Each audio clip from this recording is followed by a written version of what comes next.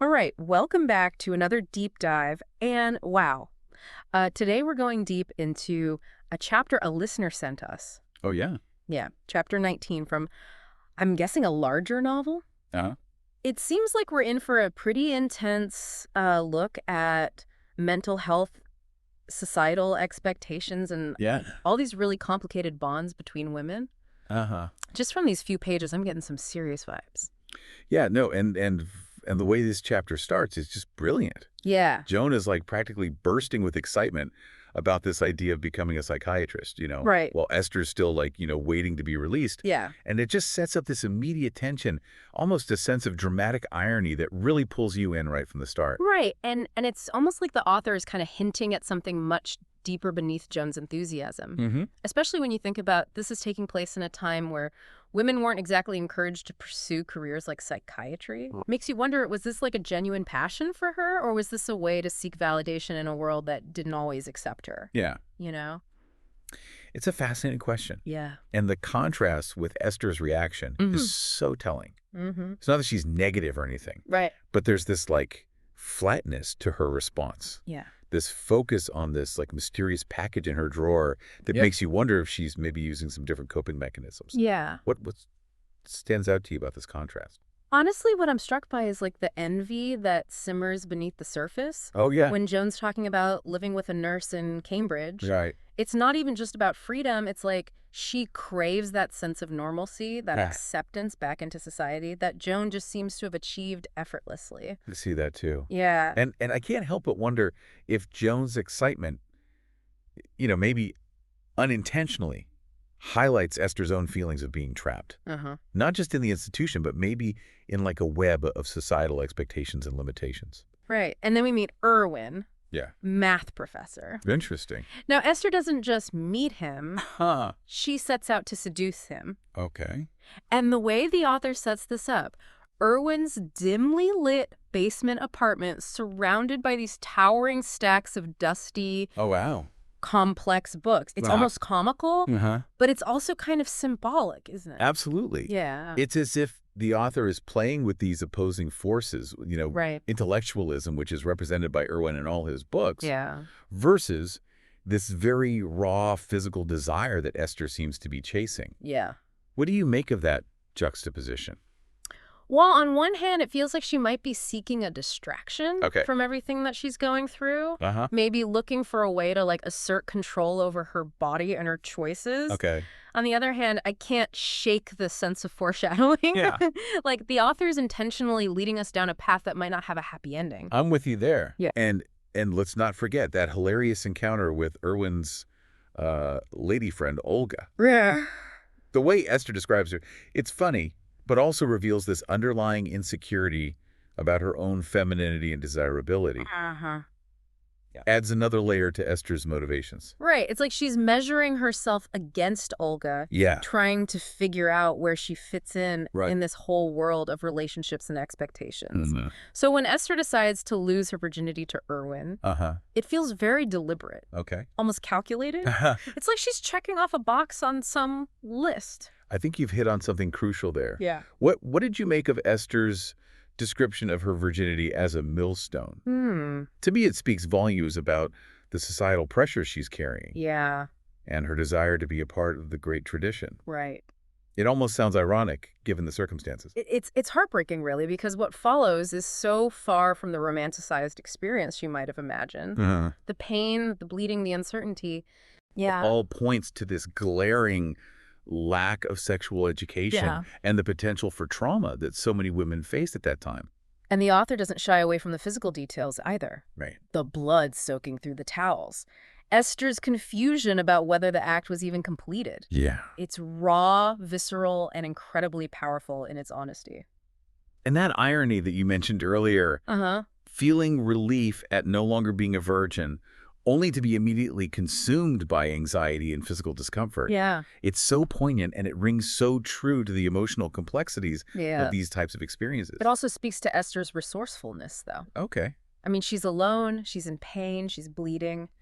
yet she's finding ways to manage the situation. Uh-huh. There's a resilience in her that I think often gets overlooked because of her vulnerability. Yeah, what do you think?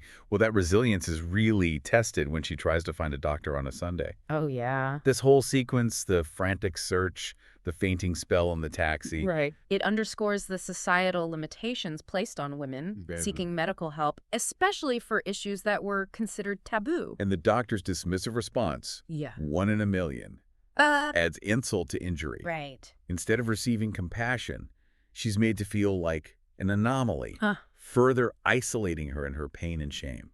It's almost as if the system itself is contributing to her sense of alienation and despair. Yeah. And what makes this even more poignant is that Joan is present throughout this whole ordeal, offering a glimpse of support within their complex relationship. Right. It's a reminder that even with their very contrasting approaches to life and recovery, Yeah. there's a bond between them that shouldn't be overlooked. Absolutely. Yeah. Which makes the final part of this chapter all the more jarring. Right. This abrupt shift to Dr. Quinn's late-night visit, Uh-huh. this palpable tension in the air, Yeah. and then that devastating announcement, Yeah. the way the author uses the passive voice to describe Joan's death. Joan has been found dead. Yeah. It's chilling, Yeah. almost as if everyone, even the author, is struggling to grasp the suddenness and the brutality of it all. It leaves you completely stunned, right? Uh-huh. 1 minute we're grappling with Esther's experience, and the next we're confronted with this profound loss. Yeah. It makes you question everything you thought you knew about Joan. It really does. Yeah. And it makes you wonder what was going on beneath that, like, bright, enthusiastic exterior. Right. Was it all a facade? Or was there something deeper that, like, no one, maybe not even Joan herself, could fully understand? You know? Right. I mean, we saw how she fixated on those, like, abstract psychological concepts, the egos and ids, while Esther's grappling with these, like, immediate physical realities. Right. Could that be a clue? Like, maybe Joan had this intellectual understanding of mental health, but struggled to apply it to her own life. It's certainly possible. Yeah. And that plan to live with a nurse in Cambridge, was that a genuine step towards independence or a sign that she needed more support than she was letting on?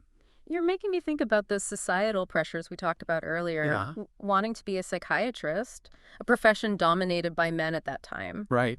Could that have been Joan's way of, like, fighting back against those expectations? Uh-huh. But maybe she ended up trapped in a different kind of box, one that she built for herself. That's a really insightful observation. Yeah. It highlights the double bind that women often faced, you know? Yeah. Pressured to conform, but then criticized for not being ambitious enough. Right. And for someone like Joan dealing with her own internal struggles, Yeah. it might have been impossible to win. It makes her suicide even more tragic. Yeah. Was she trying so hard to appear normal and successful that she ended up pushing down her own needs and desires? Right. Did she feel like she had nowhere to turn? These are tough questions, and I don't think we'll find any easy answers in a single chapter. But what's so powerful about this story is that it forces us to confront these complexities. Yeah. It challenges us to, like, look beyond those surface appearances and recognize that everyone's journey is different. It also makes you wonder about the mental health care system at the time. Right. Was Joan able to truly express herself, to receive the support she needed? Yeah. Or was she expected to fit into a certain mold, one that ultimately failed her? That's an incredibly important point. Yeah. This chapter, even if it's fictional, reflects a very real societal context where mental illness was often stigmatized and misunderstood. Yeah. And for women, those challenges were amplified by the limited roles they were allowed to play. It's like we've been given this glimpse into this, like, hidden world, a world where expectations and reality clash in these really devastating ways. Yeah. And I can't help but draw comparisons between Joan and Esther. Esther, despite all her pain, seems to have a stronger grasp on her own needs and desires. She seeks physical experiences even if they're flawed, and she's very vocal about her discomfort.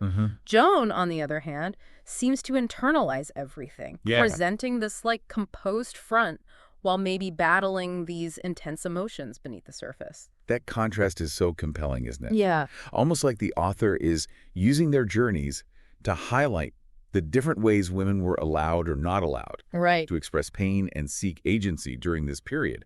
It's subtle, but it's incredibly powerful. Absolutely. And it makes me think about the broader context of the novel. Right. We're only looking at one chapter, a snapshot in time. Yeah. To really understand Joan's story, we need the full picture. Right. The events leading up to this, her relationships, the social forces that shaped her experience. Exactly. This chapter feels like a crucial piece of a much larger puzzle. Yeah. Prompting us to search for those missing pieces to make sense of the whole picture. It definitely leaves you wanting more. I'm so hungry to know what happens to Esther, how she processes this loss, and if she's able to find her own path towards healing. And that's the beauty of good literature, right? Right. It doesn't hand you the answers. It invites you to explore, to question, to draw your own conclusions based on the evidence you're given.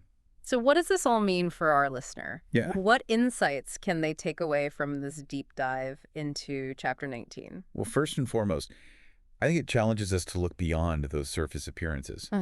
Joan, with all her outward confidence and ambition, chose to end her life. Right. Esther, despite her vulnerability and pain, seems to possess a resilience that might surprise us as the story unfolds. It's a powerful reminder that everyone's journey is different. Yeah. And what looks like strength from the outside might actually be masking a deep well of internal struggle. Yeah. It's a lot to process, for sure. Yeah. And this whole chapter feels like a wake-up call, a reminder that we need to pay attention to those subtle signs, those unspoken struggles that people might be carrying. Yeah. Exactly. Joan's story, even though it's fictional, underscores the importance of empathy and understanding in our own lives. Right. How can we better support those around us? Yeah. How can we create a society that truly values mental well-being and doesn't force individuals into these narrow boxes of what's considered normal? You're hitting on something so important here. Yeah. It's not just about recognizing the signs of struggle in others. Right. It's about creating space for these open and honest conversations about mental health. Yeah. Breaking down those stigmas that prevent people from seeking help. I couldn't agree more. And as you continue reading this novel, I encourage you to consider the author's craft. How is symbolism used to convey deeper meaning? Right. What clues does the author plant about each character's motivations? Yeah. Pay attention to those subtle details. They often hold the key to unlocking a deeper understanding of this story. It's like we're being trained to become like literary detectives. Right. Yeah, and I have to say, this deep dive has really sparked my curiosity. I'm eager to see how Esther's journey unfolds and what insights the author reveals about the complexities of female friendships, societal pressures, the search for self-acceptance. This chapter has certainly given us much to ponder. Yeah. But I think the most crucial takeaway for both the characters and for us as readers is that seeking help is not a sign of weakness, but a sign of strength. Yeah. It's a recognition that we don't have to go through these difficult times alone. Absolutely. And if you or someone you know is struggling with mental health challenges, please remember that there are resources available. People who care and hope for a brighter future. Right. Don't hesitate to reach out for support. As we always say on the deep dive, Yes. the journey of understanding doesn't end with the episode. That's right. Keep exploring, keep questioning, and keep seeking those deeper layers of meaning in everything you read and experience. This deep dive has been incredibly insightful, albeit emotionally challenging. Yeah. I'm left with a profound sense of empathy for both Joan and Esther, and a renewed appreciation for the power of literature to illuminate the human condition. It's amazing. Until next time, keep diving deep.